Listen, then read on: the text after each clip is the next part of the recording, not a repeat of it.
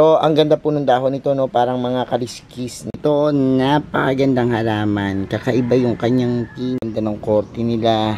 Tapos parang may takip pa yung kalalaki yung butas, yung penetration. And, hello everyone! This is Sir Misunaw, Pini Dino Park and Eco Garden, and welcome back sa ating YouTube channel. And for today's video, ano ba gagawin natin? Magpe-flex lang po ako sa inyo ng mga halaman, halamang sa tingin ko yung iba hindi pa to nakikita, or yung iba na sa kanila po ay hindi pamilyar tong halaman na to, at pipilitin kong mapatulo yung laway nyo or mapa-amaze kayo, dun sa mga makikita nyong halaman. Kasi ako, nung makita ko itong mga plants na to, gandang-ganda ako, Pero actually, marami naman akong plants dito pa na iba't ibang varieties. Pero I'm sure na yung iba sa inyo magugustuhan to, At papakilala ko sa inyo yung mga halaman na yan. Kaya kung ready na kayo mga ka-MDP, tutok lang po.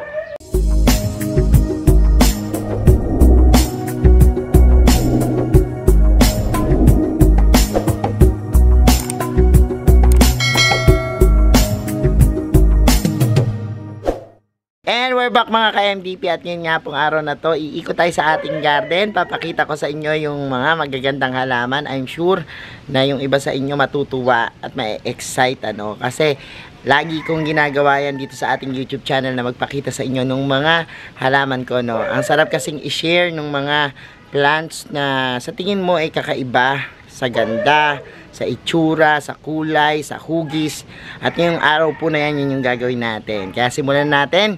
Unahin natin tong halaman na nasa harap ko. Ano kaya to? Unahin na natin tong halamang ito. Ito po ay napakaganda, Isang uri ng Scindapsus, Actually, ang tawag po namin dito is snowflex, Kakaiba siya. Meron siyang nakakahawig na begonia, Pero this one po is Scindapsus, yung mahaba. Medyo nagkaroon nga lang po ng problema yan, nagka-dry lang, yung isang dahon dyan. Ganyan kasi pag talagang hindi laging namomoist yung lupa or mainit yung panahon, may chance na talagang yung mga dahon natin ay magkaroon ng sira, Pero ang ganda po ng dahon nito, parang mga kaliskis ng buhaya. And ayan po yung ating isang halaman na Scindapsus, Napakaganda po niya, Dahil yung makikita nyo po, para siyang synthetic, pero yung pagka-green niya po, napaka-deep, At ang ganda, So, ayan po yung isa nating halaman. Next naman nating halaman, ito pong isang uri ng piper, Actually, meron akong pipers ornatum. Ano pa ba yung pipers ko dyan, Meron ako iba't ibang klaseng pipers. Pero this one kasi, natuwa ako dun sa kanyang nilalabas na variations, Ito ay Pipers aurea, yung tawag namin. Parang sa mga photos, meron din siyang aurea, sa monstera. O eto rin, sa mga pipers, meron din ganyan, So, ganyan yung lumalabas sa kanya. And kapag minsan, yung dahon niya, ang lumalabas po maliit lang.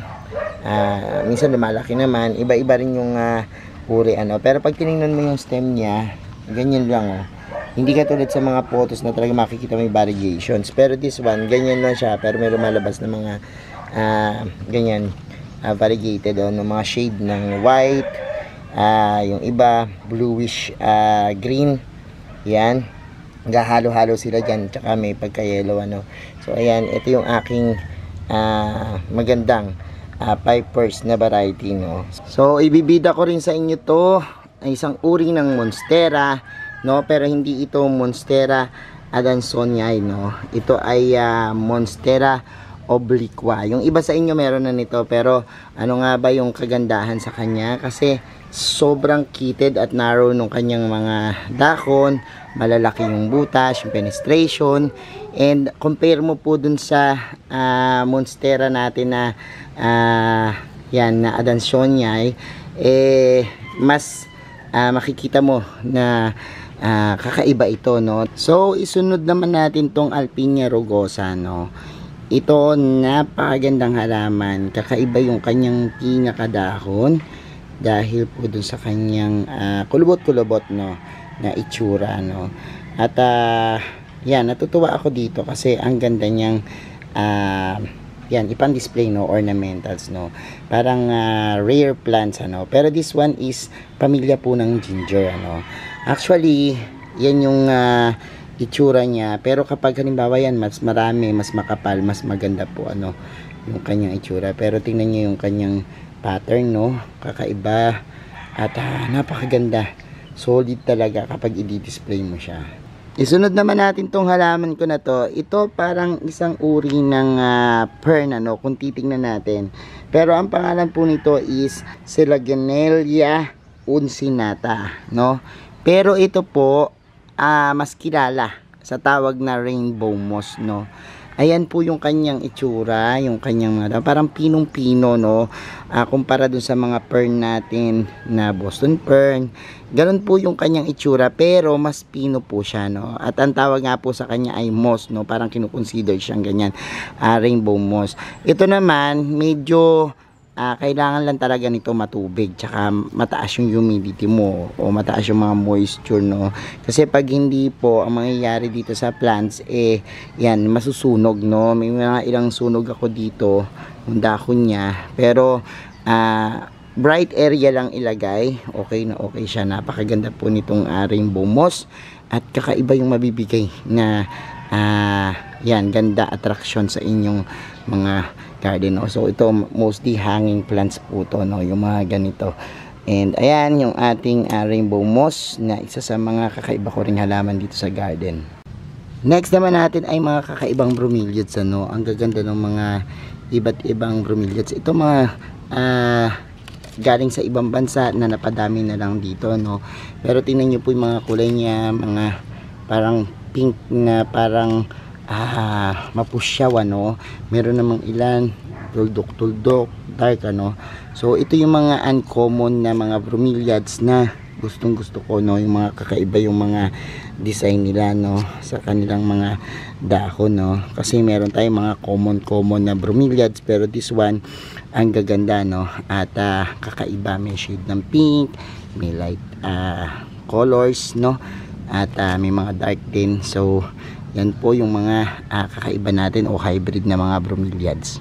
In rin sa akin ngayon yung mga namumulaklak, no, na mga hanging succulents, katulad po nitong cotyledons natin na napakaganda. Sobrang ganda ng mga bulaklak niya, and parang mga bells sila na yan, nalalaglag. Tapos ang ganda ng flowers nila, orange, no. At yan, maganda po silang ilagay sa hanging pots, no. Tapos ayan, pang display. And sobrang tuwan-tuwa din po ako dito sa mga yan, ating yan, pitcher plants, no. Mga pitcher plants natin na sa ngayon ay ang cute, no. So makikita niyo yung mga pitcher plants na kapag lumaki na, ang ganda ng korte nila. Tapos parang may takip pa yung kanilang pinaka pitchel.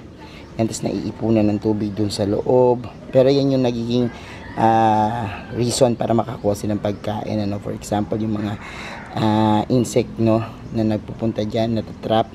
So yan yung trabaho ng ating mga pitcher plants. And ang ganda nila, promise, sobra. Kapag halimbawang nag-alaga kayo pinto, tapos nakapagpadami kayo, ang ganda sa mga garden, no. Kakaiba talaga sila. Isunod naman po natin itong ant plant, ano.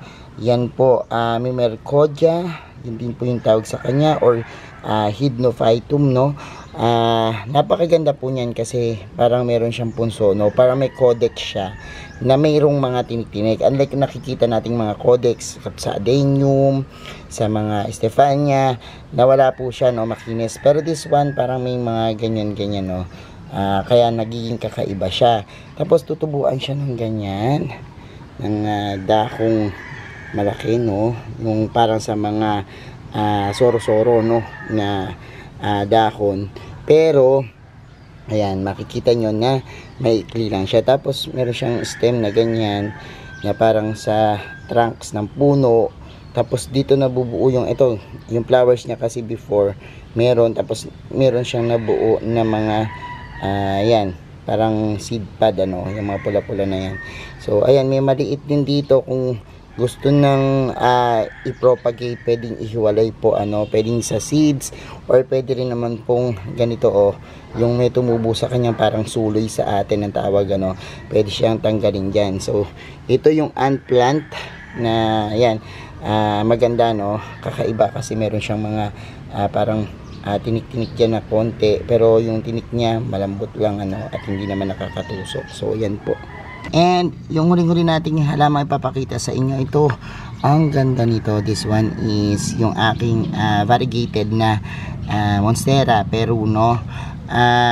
Yan, meron na siyang sumulpot na isang dahon na bago, ito. At ang ganda ng variegation. So kita nyo, puting-puti, at sabi ko nga, yan, napakaganda nito. Kasi yung iba sumulpot ganyan lang, green lang, pero this one, yun yung isa sa mga latest na dahon. Ang ganda ng variegations niya, so ayun pa, meron pa doon. And sana mag-grow itong ating Monstera pero na mas madami, para mas marami tayong ma-propagate itong variegated nating halaman na ito. So ayan mga ka-MDP, actually napakadami pa po nating halaman na ipapakita sana sa inyo, kaya lang kapustong oras natin. Maybe sa susunod po nating mga episodes, makita nyo pa po yung iba pang wonders nung aming garden, nung Mini Dino Park and Eco Garden. Yung mga plants natin dito na magaganda, talagang tutululaway mo, luluwa ang mata mo sa kakaibang itsura nila, Pero I hope sana nabusog ko yung mata nyo at natuwa kayo dyan sa ating video for today, thank you so much sa lahat na nagla-like, nagsishare at nagko-comment sa ating mga videos. Sa mga hindi pa po nagsasubscribe sa ating YouTube channel, kung bet na bet nyo po yung ganitong usapan, plants and gardening, mag-subscribe na po kayo, Huwag nyo kalimutang i-hit yung notification bell para laging updated sa aming latest uploads, pati po sa iba't iba nating social media accounts, sa ating TikTok, Instagram, Facebook pages. Search nyo lang po Hermes Sunaho or Mini Dino Park and Eco Garden, makikita nyo na yan. Salamat ng maraming mga ka-MDP, and this is Hermes Sunaho, nagsasabi sa inyo ng happy planting. Bye bye.